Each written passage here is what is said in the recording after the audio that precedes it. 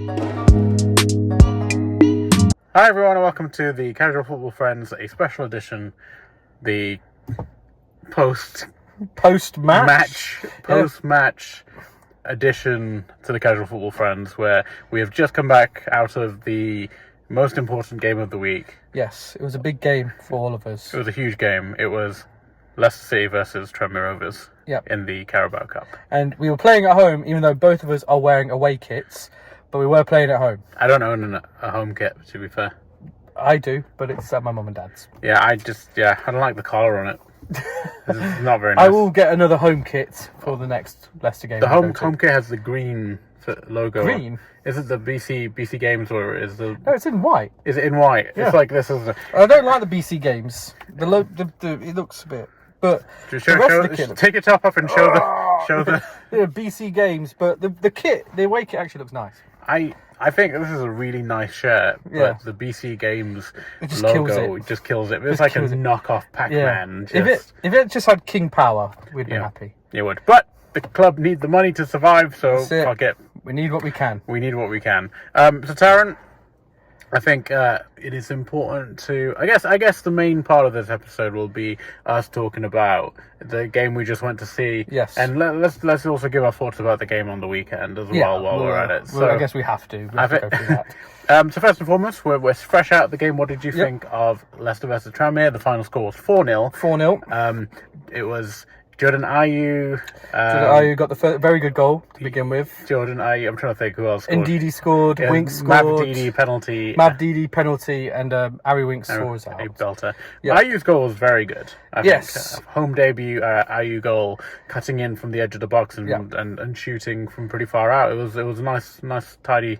It was good because if we're going to be honest, that first half was good, but there were moments where it was like, where Tranmere were cutting through us, and we kind of thought, and it makes you think that we are a Premier League team. We are, as bad as we are so far, we are a Premier League side, and where Tranmere like League 2, League 1, I believe. I don't know. You might have to check it up. What if we start getting trolled by Tranmere fans? Could you imagine? Yeah. I mean, they did well. In the first half, they did well. But the thing is, they shouldn't be doing that against us, really. I think that game went exactly like how a game like that should go, in the sense that Tranmere showed up. They're obviously big. But it's a big game for them because this is like their opportunity to actually.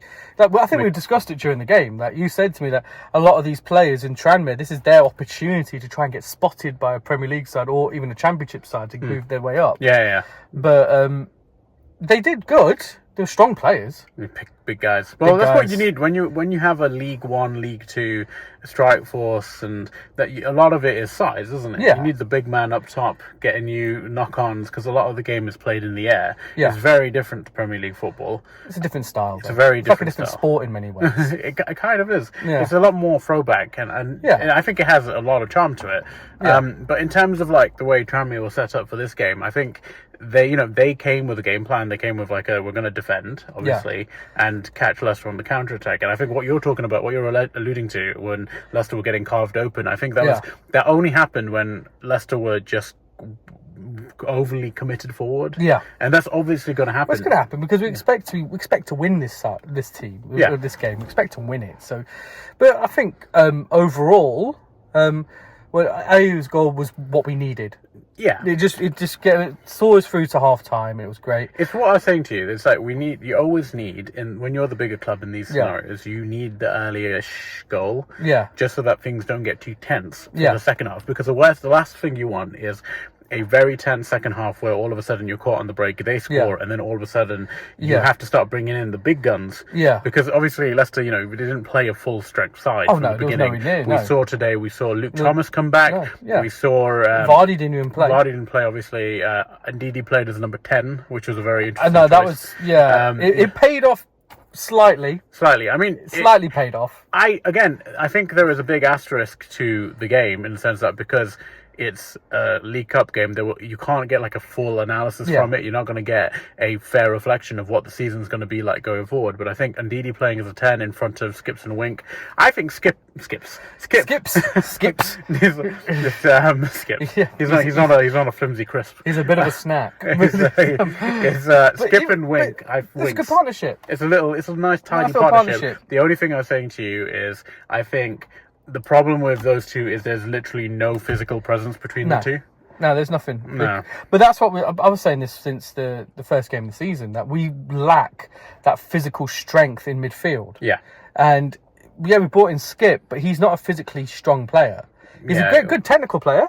He's a very hard working player. Yeah, hard working. But he's diminutive. Like him and Winks are both quite small people. We haven't got that physical strength there. I mean, Okoli was on today. He's physically strong, but he's not really played much. No, but he's not really match fit. Yeah, and he's in defence, which you want a strong defender. That's really, I can't name many that we've got that are physically strong players, and we need that in midfield. We're lacking it. And we used to, a few seasons ago, we had quite a lot of physically strong players in midfield. But now, it's not great, but I think overall it was a good performance. In retrospect, when was the last time? I'm trying to think. When was the last time we had anyone other than Ndidi who was physically strong? Because even in like Hoof? Yeah, but in midfield. Oh, in midfield. Now you've got because well, Tielemans was quite physically strong. He was still a pretty small guy. He was a small guy, but he was physically. He had that physical kind of strength. No, but I'm not talking about strength. You're talking about presence. I'm talking about I'm talking about someone who's tall. Because a big lanky dude. I'm genuinely, because the thing is, right, when you're defending set pieces, when you're defending specifically corners, you need tall players. Like, it's a very obvious thing to say, but that type of physicality. Well, we had. Back in the day, we had Lillian Alice. I mean, I'm going really far back now. Steve Claridge was quite strong. We're talking about like the era that you were literally just alluding to, right? Yeah, like I know. The most recent era. Most recent, and Ndidi played behind Maddison and Tielemans, both of whom are not the biggest guys. It's just... But we need to change that then. We need to bring some more physically strong players into midfield. And we are lacking it. You can get away with it in the Championship, but we're in the Premier League now, so we need to... But we've got some physically strong defenders. I don't know to an extent. We've got Okoli. We've got Ndidi. No, so we've got defenders. We got Okoli, Vestergaard, Fass, and Cody. I think 3 out of those 4 are pretty big and physical guys. The issue, I don't think we're going to be bringing in anyone else in midfield. I think we're quite set with our midfield at the moment. Yeah, so I don't think anybody else is going to be coming in. The only position I can see us getting anyone in is striker, which they've already done with Jordan Ayew. Jordan Ayew, they've done that, and which we need. We've been the thing is though, we've been screaming out for a new striker to eventually replace Vardy. I mean, it was meant to be Iheanacho, Daka. I mean, he never really... It was meant to be Daka. It was meant to be Daka at one point. In terms of style of play, Daka was like the most similar. But he never performed. No. He's never really lived up to it. Iheanacho was good, but now he's gone. But I think with Jordan Ayew, from what we saw today, and again, it's against Tranmere, so we can't really... And also, Ayew isn't the... I'd argue Ayew is not the long term. No, he's 31. He's 31, exactly. He's only 5 years younger than Vardy. So I know. I think he's good for like a couple of seasons. Yeah. But what we did see is Leicester's youth come up. Yeah, so we did. At one point in this game, we had it was I think 5 youth academy products all on the pitch at the same time. So Chowdhury, Thomas, McAteer. Alves. Popov and Alves. That's all 5, and I think that's quite a cool thing to see. Yeah, and it was cool to see it. I mean, Popov and Alves, they didn't get that much of a chance to really show themselves off. McAteer was great. I really like Alves though. You could see when he's got the ball. Oh, when he's on the ball, he was good. This guy's got a really good touch. This guy's got a really good little bit of skill to him, and I think given more game time, Will Alves can become quite special. Steve Cooper. I hope he does play him a bit more. Yeah, just like even if it's just like bringing him on, so he can get more game time. I have to imagine he's the backup number 10 now, because besides Buonanotte, who else really is there who can play there? That's what we got. Yeah, that's what we got, really. Yeah. And but Casey was good. Casey was good. He played good. Put in a shift. Yep, and Hamza came on, Chowdhury, and did what he does. Yeah. had a couple of laps of concentration at moments. It's hard to blame. Do you know when you're 3-0 up, 4-0 up, though? It is hard to blame them sometimes when they get cocky and arrogant. I understand how it happens. Like, again, this is not a good game to reflect on, like, the squad as a whole, because, you know, it's a Premier League team versus a League One team. I saw Hamza charge you when he was waiting to come on. I don't know if you spotted it, but he took a drink of his bottle, flipped it, went into the bag. He looked at the bench, went, yeah. That's great, Hamza. Now get on the pitch. That is extremely relatable, though, isn't it? Yeah, it's like, to be fair, if we did that, we'd be like, yeah. I'd be sure. I would not. I would, before going on the pitch, team would be like, okay, it's time to go. I'd be like, wait. Guys, did you see that? Yeah, did you just see what I did? Did you see what I did? That was the best skill I'm going to do all game. That was amazing. And, then Fatawu came on, but with 10 minutes left. I think that was just to give him a running. I think Fatawu came on because McAteer was having a bit of a knock. Yeah, he looked like he was struggling at one point. Yeah, so I think... But you know what, overall... Fun time. That was a good game to watch. Yeah. You know, it wasn't much of a crowd, but it was as to be expected. Yeah, I mean, we saw a little bit of a scuffle at the end. Yes, did we? Well, we walked through it. Oh, are you talking about the crowd? I thought you were talking about the players. Not the players, the crowd. When we literally left the stadium. Yeah, that's to be expected. Yeah, you know, there's a bit of because the Leicester fans were calling the Tranmere fans Scousers, and the Tranmere fans got very offended by being called Scousers. Someone's chips got thrown. There was the police had to say, "Oi, stop it," and it resolved itself. I was just like, dude, we are getting the fuck out of here. Like, I'm not walking alongside these idiots. I wanted to film it. Yeah, put it on like a special podcast episode from me, Taryn Shelley. Look, it's me inside of the fight. I'm having a fight, everyone. Look at me. But yeah. Views. Watch me get beaten up for 100 million views. Oh, yeah. But yeah, I think overall that was a solid game to go to, an enjoyable one. Again, you know, you can only take so much out of it from an analysis perspective. I think in a way, though, it's a good game for us to have. Because we needed... It's a palate cleanser game. Yeah, that's it. We needed... After the weekend, which we are going to discuss, unfortunately we have to. But after that game, after the draw against Tottenham, loss against Fulham, you need that little tune-up game, a little whipping boy just to spank them, so you can get up and running. You need a confidence builder. That's it. Basically what it is. And that's what we needed. I think this came at kind of the right time. Yeah. For us just like say, okay, now we've got an easy side. Let's just beat the shit out of them. Let's bang 4 goals past them, and then get your confidence up. Yeah, that's it. And it's a tried and tested. Yeah, it's a tried and tested method of getting back to winning ways. Is to just go, okay, right, let's just start with the basics. I mean, it's not. That's not to say we're going to now go play Villa on the weekend and destroy them. Yeah, you know, I mean, Villa are better than us. Yeah, they are better than us. They're in the Champions League at the moment. Yeah, so, you know. So that's not to say we're going to go to Villa and just like play Villa and just batter them, but it gives you that little confidence boost when you go back into these games, you're like, okay, now I've got that little bit of, I've got a win behind me. Put it this way, you know, just imagine the situation of us going into that game and having like lost today. Yeah, you know, that would have taken the wind out of their sails. And God, could you imagine? Yeah, exactly. Like, so, going into this weekend, it would have been awful. It would have been awful. Yeah, exactly. So talking about the previous game, we had Fulham away, ended up 2-1 with Fast getting our goal and what's his face, Alex Iwobi and Emile Smith-Rowe scoring for Fulham. Yeah. Both ex-Arsenal players. So yeah, good times. Yeah. I think from what I saw, it wasn't too bad. It's just that we got caught out in the... the performance wasn't terrible. The performance wasn't too bad. Wasn't terrible. Do you know what? It's games like that which make me feel like, okay, you know what? I think we are a Premier League team. We are, but... It reassures you a little bit. It does, but you need to get the results. Yeah. That's what it is. It's like... I didn't expect a result from Saturday. I thought we did. I thought we could do. I thought we could get at least a draw against Fulham. I think a draw was the best we could hope for. Yeah, but I thought we could at least get a draw against them. But you know what? It is what it is. Yeah. You know, when Smith-Rowe scored... And now we're losing 2-1. Iwobi got the winner on 70 minutes, and I was like, I just didn't see us getting a way back into that game. Yeah. And a part of that is because of our blunt attack, but another part of it is like, I don't know, man. I just don't think the belief is there right now, especially being a newly promoted team. Yeah. There is this like mental hurdle you have to overcome as a newly promoted team.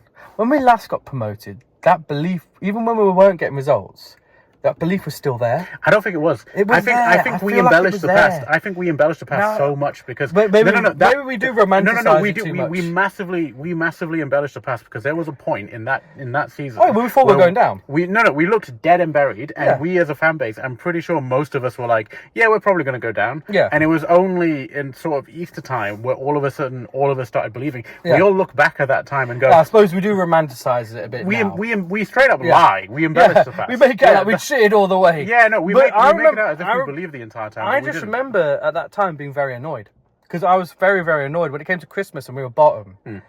I was really pissed off because I was like, I've waited 10 years to get back in the Premier League, and now I'm going to see us go back down again.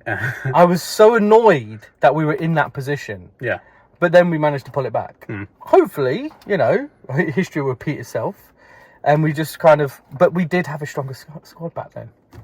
Do you think? I think we did. I think we had a better squad. I don't know about that. I think we did. I think we had a stronger squad to keep us up. Obviously, look, we can say we won the Premier League, but that was an anomaly. No, but also in terms of like individuals, I don't know because that wasn't like. Well, our defence was quite solid. We had Mahrez. It wasn't. The defense wasn't that good until. No. Again, you misremember. You're embellishing the past. Just let me embellish. It wasn't. Let me embellish. Like, trust me when I say this. It was not a good season until. No. It wasn't a good. It wasn't a good. It was a horrible season. Yeah, it was until pretty we bad. turned it around. Yeah, but But even then, when he turned it around, it was a bit of a throw of the dice. Oh yeah, he had completely to take changed risks. Formation. He went to three at the back and went, fuck it, we're just going to play like this. And again, back then we were playing in a way how we were there, like how we are now. We haven't played shit this season. We haven't played well. The first half against Tottenham, we were pretty bad, but we haven't like then. We weren't playing shit. We just weren't getting results. Yeah. Here, we haven't played shit. We just haven't got the results. But you never know. You never know. You never know. Like that's why I said this game. It's only 2 games in. Yeah. But I think this game was just what we needed. Just to fucking ride up the. Get a little bit of momentum. I think with the Fulham game, they were unlucky, but at the same time, it was like once they went down, I just kind of went. That's pretty much it. They were good. They did well to get back in. Yeah. But it's. VR gave him a hand with the allowed goal and then eventually ruling it. Did you see the, talking a little bit on news and stuff, but did you see the rumours about Fass and complaining about the lack of signings and saying he actually wants to leave? Again, we don't know if this is verified. We don't know if it's true. But it was a rumour going around. And it could be clickbaits. It could be clickmates. It could be clickmates. But Leicester Mercury have put out an article about it. And Leicester Mercury are clickmating. They might be. They might be clickbaiting. What I don't understand about that situation, if that was true, Fass was literally playing tonight. I know. Why would if he actually came out and said that? Yeah, he wouldn't be playing. Why would he want to still be playing him? Exactly. Yeah. I think some people are just kind of talking up their arse. They're kind of bored. Yeah, they're kind of bored, so they need to make some news. But Fass seemed pretty happy today. Yeah, seemed alright. Yeah, he didn't. As happy as he doesn't always look like he doesn't tend to smile. human being. Yeah, and he played pretty well today. Yeah. If he wasn't happy, he wouldn't put in a great performance. Yeah. But he put in a decent performance today. It was fine. Like most of the defence, they didn't have like a crazy amount to do. But when they had stuff to do, they did their job. Yeah, Danny Ward in goal. Yeah. Which always scares me.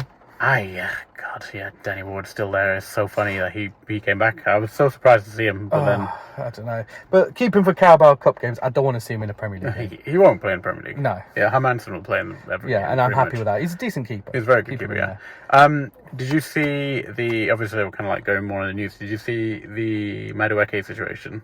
Which case? Nani Madueke, who plays for Chelsea. So he put up an Instagram story last week. Yeah. He was like, wow, this place is really shit, and he tagged Wolverhampton because like they obviously Chelsea were playing. Oh yeah, they played at Wolves, didn't they? Yeah, and he was like, man, this place is really shit, and then basically loads of people got on his case, and then he went and scored a hat-trick against Wolves. Wow. And then after the game, the reporter asked like, do you regret what you said? He goes, yeah, I'm really sorry. I regret what I say. It's complete, it's complete. I'm sure it's a nice town, which is well, I mean, it is nice. Molyneux's nice. Well, I just find it so funny because this is something that we all say about pretty much every place that we go to. Yeah. We all say, we all say this is a shithole. It's just funny coming from a football, but it kind of links back to what we were talking about with like the whole authenticity thing in interviews. It's like not being able to really just kind of express just say the same things that we say. It's a bit if you odd. go to a certain town, you're like, this is a shithole. Like, this is a shithole. This is a shithole. Let's be honest, like, it's a shithole. If he was like, he came here and was like, oh, this place is a shithole, I wouldn't be like, oh my god, how could you say that? Because it's like fair play. Yeah. We've got Foss Park, thank you very much. I hate to break it to like most of us in England, but most of England is a bit of a shithole. Well, that's because it's aged. Well, it's run down. It's run down because it's aged. Like, what happens when you're in established cities? Eventually you run down. No, but also, like most countries, it's the main cities. Oh yeah, main cities do become all the investment goes to the main cities. You know, it's like I mean, a lot of people compare it to like the Arab Emirates. They're new. They're brand new cities. You can't compare like London or Birmingham to Dubai. Dubai is like a manufactured brand new city. Qatar is a manufactured brand new country. Essentially. It's just kind of rolling back to what we were saying. It's just funny that footballers aren't able to say. But again, fair play to him. I would have just been like, yeah, you know what? Yeah. Still is. The thing is, though, a lot of footballers back in the day did use that like that. They did used to go say that this is a shithole, this place.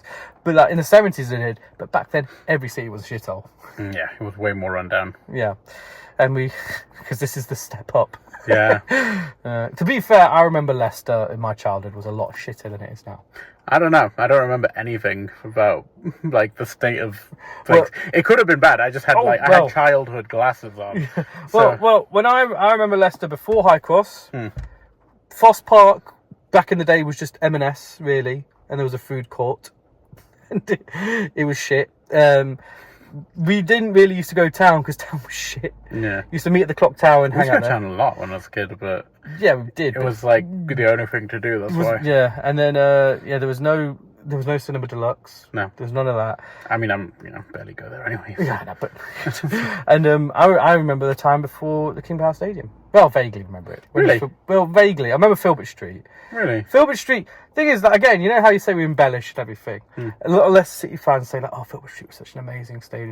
It wasn't. It's because it wasn't. There was a history behind it. No, but also it's because the atmosphere. Because the atmosphere was different. The atmosphere is because of the way the stadium was built. Yeah. That they had the stands one on top of the other, so it's like naturally you're going to have more of that. There was sound reverberation. The atmosphere was, from what I remember, was different. It was like you could feel like you could. Sometimes when the crowd went crazy, you actually felt the stand shake. Oh God, how old are you? I'm pushing 80 now. Yeah, I was going to say it's crazy to hear somebody who's technically my peer talking about this stuff, and I'm thinking I don't remember anything past King Power. But King Power is much nicer. Yeah, it's much better. Yeah, as it should be. I mean, it's newer, so but hopefully they start their extension on this at some point. Well, that you got to have as much revenue coming in as possible. Yeah, I mean the plans are there. They actually approved the plans to start it. They actually are. They actually have got suppliers coming in to do the actual work. Just haven't started the work yet. Are you involved in this? I've seen it. I'm not involved in it. It sounded like you were like the way you were talking. You're like, I'm a guy on the inside. In I'm my a construction day job, guy. I work in construction, and I've seen the leads and everybody who I know the actual company who is going to be supplying the work to the King Power Stadium. I've been trying to talk to them so I can supply our stuff. This is a casual football friends exclusive. That's it. I'm not going to give the name of the company who's doing it. Give the name of the man you're talking to. I'm not going to give the name of his address. But I know the company who's doing it. Give us his address. Yep. Give the internet his address. I'm not going to say it, but I know exactly who the company is who's going to be doing the actual work for the King Power Stadium.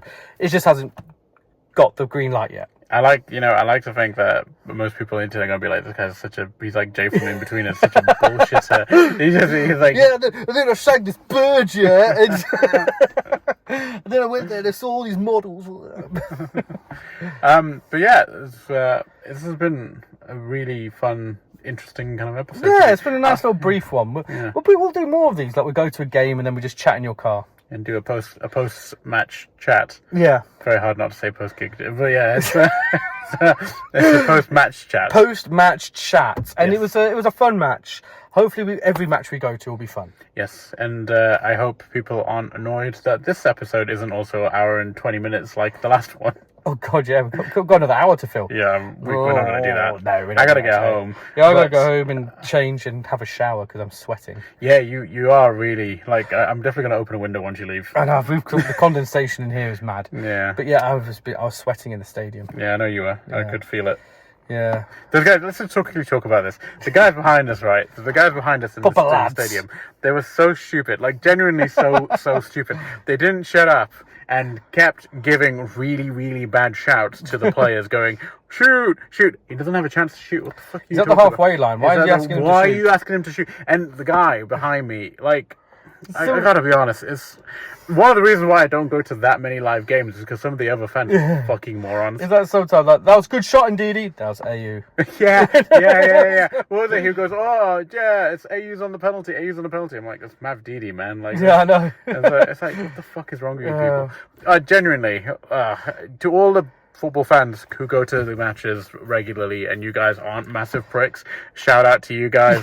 I don't know how I always end up in front of the ones who are massive absolute bellends, but they're the ones that make all the noise. He didn't shut up. I know. They don't shut up. Well, the thing is, they think that they're I think he feels, because we were actually quite close to the dugout. I think he thought Steve is going to hear him. Steve's going to hear, and Steve's going to, you know what, this guy, he knows. He knows. He can be my new performance analyst. I'm going to get him into the squad now. He's going to be assistant coach. He's in there. Yeah. He thought, this is my moment, but Steve didn't even look at him. My favourite bit of the game is how we were so close to the touchline, so obviously we could keep hearing the assistant manager shouting at the players. He was just like, "Staff, wanks, like basically for whenever there was a set piece, and he would do a shit ton of shouting at the players, going, "Oh, you need to go far post, you go," and literally none of it would ever come off. And I think to myself, this poor guy, like he's wasting. I mean, yeah, he was like, "Staff, far post," and they'll kick it to the near post every time. It's like, poor guy. It's like, he demands no respect. No, poor guy. I couldn't even tell you who he is, to be honest with you, because they've changed all of the coaching staff to Steve Cooper's coaches. Oh God, yeah. But no, it was a good one. I think that was a fun time. Yeah, I'm glad we went. I'm glad we saw it. We didn't have to endure anything. We just got to enjoy the game. Yeah, it was a nice game to enjoy. It was as breezy as the price tag suggested. Like, you paid £12.50 for a football ticket nowadays. It kind of suggests that you're not going to be enduring any kind of real emotion. No, you shouldn't if you're paying £12.50 for a ticket, you shouldn't be stressed about anything. No.